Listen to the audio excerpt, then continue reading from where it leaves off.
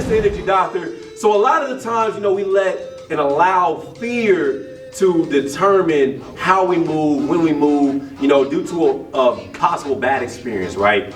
You know, I got a couple people in, you know, different sports and a couple of friends, you know, they play basketball, football, or any sport, and they may have had some type of injury to where they kind of hesitate and move differently, right? For the right reasons. Obviously, as you know, you have something or a bad experience, you're gonna move different, taking the right precautions, right? And so I was reading this article one day, and it was this girl living over in Hawaii, and she had been surfing since she was like 8 years old. And you know, she's 13, so she had been surfing for the past 5 years.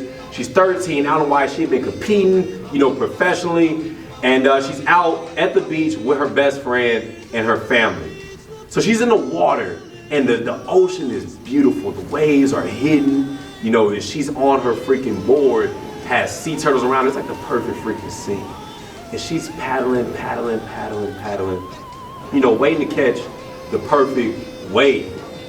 Out of nowhere, she looks behind her and she sees a fin darting towards her, right?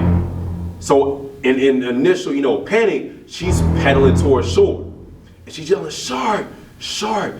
Obviously, she can't outswim a freaking shark. So she's pedaling, the shark is gunning towards her. Out of nowhere, the shark opens its mouth and bites her freaking arm off. And so instantly, you know, her family's running out to her. They're trying to bring her to shore. The shark, you know, is kind of swimming away a little bit. And they bring her to shore, and her family instantly starts wrapping up her arm, right, with a cloth, and you know, rushes her to the hospital.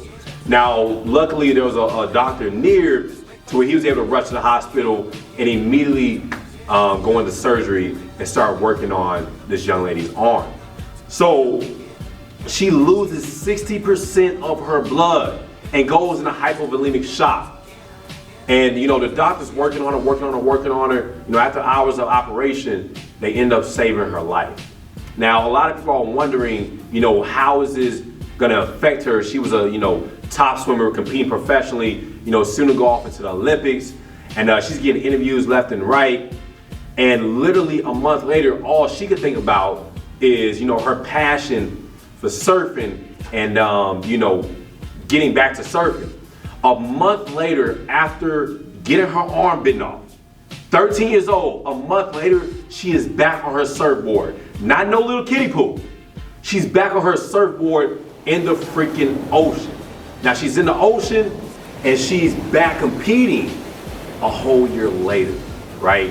And one of the things I love to take from that story is, you know, not letting a bad experience, you know, jeopardize how we move or when we move, right? So as you go into the day, whatever that fear is of holding you back from that negative experience, get back on your surfboard and attack the fucking day with enthusiasm. Let's get it.